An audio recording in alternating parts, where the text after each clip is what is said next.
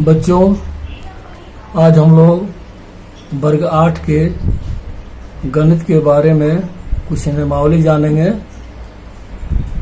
वर्ग और वर्गमूल कुछ नियम है, जिस नियम को जानने के बाद हम लोग इस पर आधारित सवाल को आसानी से बना पाएंगे। गणित बहुत आसान चीज़ है। गणित सुनकर ही बच्चे थोड़ा डरने लगते हैं, लेकिन गणित बहुत रोचक विषय और आसान है।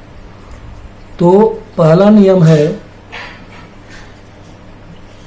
यदि किसी वर्ग संख्या के इकाई स्थान पर कोई भी संख्या पूर्णांक हो और उसका वर्ग निकालते हैं, तो इकाई स्थान पर यदि 1 हो, 4 हो, 5 हो, 6 हो, 9 हो तथा सम संख्या के रूप में शून्य हो, जैसे संख्या के अंत में 2 ठो शून्य हो, 4 ठो शून्य हो, 6 ठो शून्य हो, तो वह संख्या पूर्ण वर्ग होगी। समझ गए? इसके बाद हम लोग चलते हैं, जैसे संख्या लिखी हुई है 81, 64, 25, 49, 100। अब इसमें देखिए, संख्या के 81 के संख्या की इकाई स्थान पर 1 है, तो यह संख्या पूर्ण वर्ग है। संख्या की इकाई स्थान पर 4 है, तो 4 यहाँ है, 4 है, तो यह संख्या पूर्ण वर्ग है। इकाई स्थान पर 25 में 5 है, यहाँ भी देखते हैं कि 5 यदि हो तो यह संख्या पूर्ण वर्ग होगी। यहाँ संख्या की इकाई स्थान पर 9 है, 9 यहाँ है, तो यह संख्या पूर्ण वर्ग होगी। यहाँ संख्या के अंत में 2 ठो शून्य है, तो यह संख्या पूर्ण वर्ग होगी। इसी तरह नियमावली 2 है इसका, यदि किसी संख्या के इकाई स्थान पर, मतलब कोई संख्या वर्ग के रूप में है और उसके इकाई के स्थान पर कोई भी संख्या दी गई है और उसके इकाई के स्थान पर 2, 3, 7, 8 तथा विषम रूप में शून्य स्थापित हो, तो वह संख्या पूर्ण वर्ग नहीं होगी। फिर से समझ लीजिए, यदि किसी संख्या के इकाई स्थान पर 2, 3, 7, 8 तथा विषम रूप में संख्या के अंत में शून्य हो, तो वह संख्या पूर्ण वर्ग नहीं होगी। जैसे 42, 53, 227, 438, 12,000। तो यहाँ देखिए, इकाई स्थान पर 2 है। नियमावली कहता है कि 2 यदि है इकाई स्थान पर तो वो पूर्ण वर्ग संख्या नहीं होगी, तो यह नहीं होगी। 53 है, इकाई स्थान पर 3 है, तो यह भी पूर्ण वर्ग संख्या नहीं होगी। 227 है, तो इकाई स्थान पर 7 है, तो यह संख्या पूर्ण वर्ग नहीं होगी। 438 है, तो इकाई स्थान पर 8 है, तो पूर्ण वर्ग संख्या नहीं होगी। इस संख्या 12,000 में संख्या के अंत में 3 ठो शून्य है, यानी विषम रूप में है, तो यह संख्या पूर्ण वर्ग नहीं होगी। ऐसे अनेक उदाहरण हो सकते हैं। तीसरा नियम है, किसी संख्या के इकाई स्थान पर 1 या 9 हो, तो उस संख्या के वर्ग के इकाई स्थान पर 1 आता है। किसी भी संख्या के इकाई स्थान पर 1 या 9 हो, तो उस संख्या के वर्ग के इकाई स्थान पर 1 आता है। जैसे मान लीजिए 1 का वर्ग 1 हुआ, 9 का वर्ग 81 हुआ, तो इकाई स्थान पर 1 हो गया। 11 का वर्ग 121 हुआ, तो इकाई स्थान पर 1 हो गया। समझ गए? इसके बाद है 4 नंबर, यदि किसी संख्या के इकाई स्थान पर 4 या 6 हो, तो उस संख्या के वर्ग संख्या के इकाई स्थान पर 6 होगा। मान कोई संख्या दी गई है और इकाई स्थान पर 4 है या 6 है, तो उसको वर्ग करेंगे तो वर्ग के इकाई स्थान पर 6 होगा। जैसे 4 का वर्ग 16, इकाई स्थान पर 6 है। 16 का वर्ग 256, इकाई स्थान पर 6 है। ऐसे ही 6 का वर्ग इकाई स्थान पर 6 है, 36 हुआ, इकाई स्थान पर 6 है। यानी उस संख्या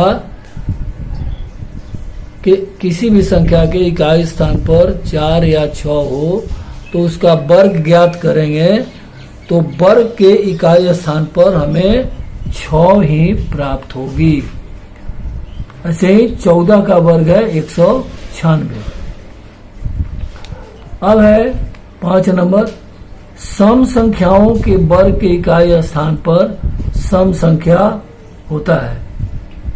जैसे 2 सम संख्या है तो 2 का वर्ग 4, 4 भी सम संख्या हुआ। 4 सम संख्या है, 4 का वर्ग 16, 16 भी सम संख्या हुआ। 6 का वर्ग 36, तो 36 भी सम संख्या है और 6 भी सम संख्या है। 12 का वर्ग 144, तो 12 सम संख्या है तो 144 भी सम संख्या है। तो ये समझ गए। अब इसके बाद है 6 नंबर, विषम संख्या के वर्ग के इकाई स्थान पर विषम संख्या होता है। जैसे 3 का वर्ग 9, 3 विषम संख्या है तो 9 भी विषम संख्या। 5 विषम संख्या है तो 5 का वर्ग 25 विषम संख्या है। 7 विषम संख्या है तो इसका वर्ग 49 विषम संख्या है। 9 विषम संख्या है तो इसका वर्ग 81 विषम संख्या है। यानी कोई भी विषम संख्या है उसका वर्ग ज्ञात करेंगे तो प्राप्त संख्या विषम संख्या होगी। 7 नंबर है, 2 क्रमागत वर्ग संख्याओं के बीच कितनी संख्या होती है।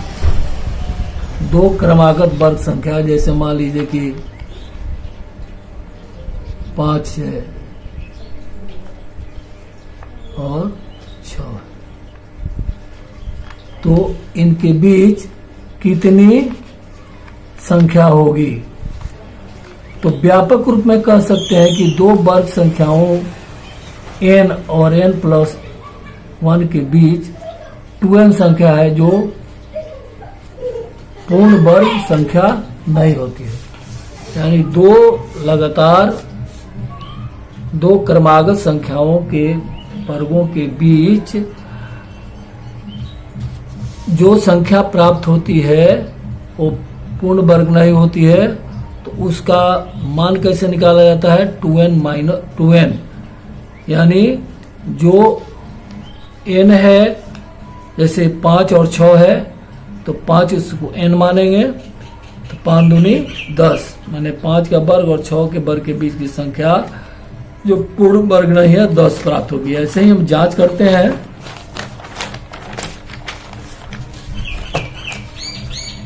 जैसे जांच के लिए 4 और 5 संख्या लेते हैं। 4 का वर्ग 16 है और 5 का वर्ग 25 है, तो 25 में से 16 घट जाएगा तो 9 होगा। तो ये 9 संख्या नहीं होगी बल्कि 9 - 1 यानी 8 संख्या होगी।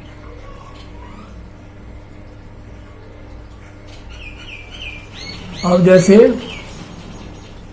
16 और 25 के बीच 8 संख्या है जो वर्ग संख्या नहीं है, वह संख्या है 17, 18, 19, 20, 21, 22, 23, 24, 1, 2, 3, 4, 5, 6, 7, 8।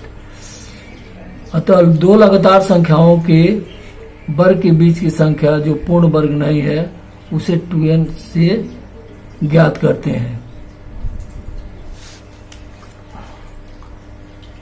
8 नंबर है, क्रमागत विषम संख्याओं के अंकों का जोगफल n² होता है, जहां n विषम संख्या है।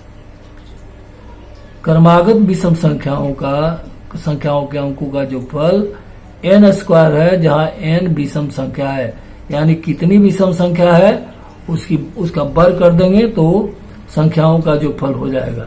जैसे संख्या लेते हैं 1, 3, 5, 7, 9, 11। यहाँ कितनी संख्या है?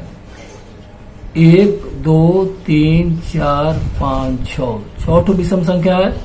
तो इन अंकों का योग 6 विषम संख्या है, तो 6 गुने 6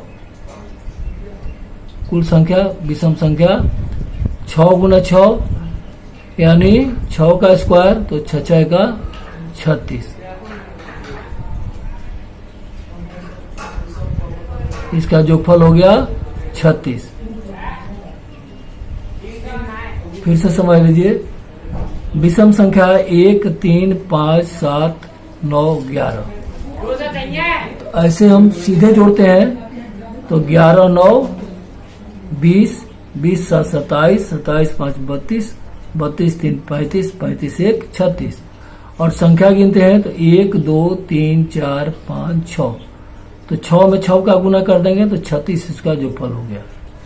ऐसे ही अन्य संख्या लेकर के देखा जा सकता है। 9 नंबर है, दो क्रमागत संख्याओं के अंकों का जोगफल यदि एक संख्या n है तो दूसरी क्रमागत संख्या n+1 होगी। तो जोगफल हो जाएगा n + n+1। जैसे मान लीजिए n + n+1 n2 n+1 होगी। अब संख्या जैसे 24, 25, तो n बराबर 24 हो गया और 2n + 1 25 हो गया।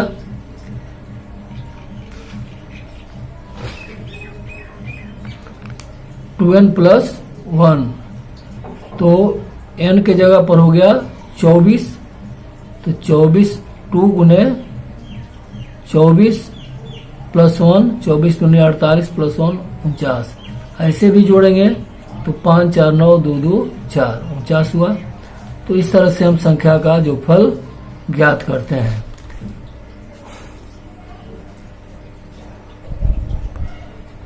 अब है 10 नंबर, दो क्रमागत सम या विषम संख्याओं का गुणनफल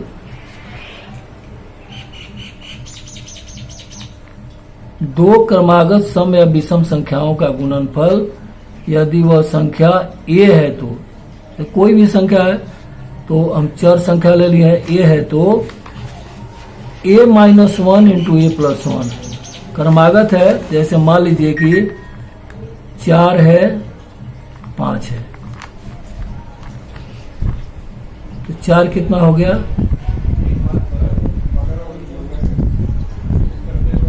a - 1 a + 1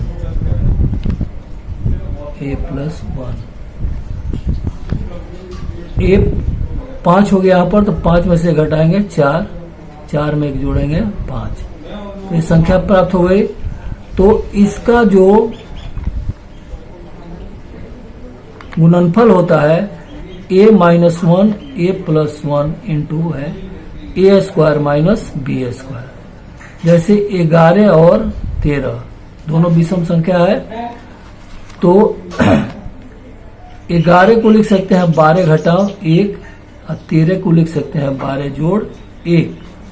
तो इसका गुणनफल निकालना है, तो a - 1 इंटू a + 1 यानी 12 - 1 गुने 12 + 1, तो बराबर कितना होगा? इस रूप में a² - 1 के रूप में, तो 12 का स्क्वायर - 1 12 44 से 144 घटाव 1 बराबर 143। इसी प्रकार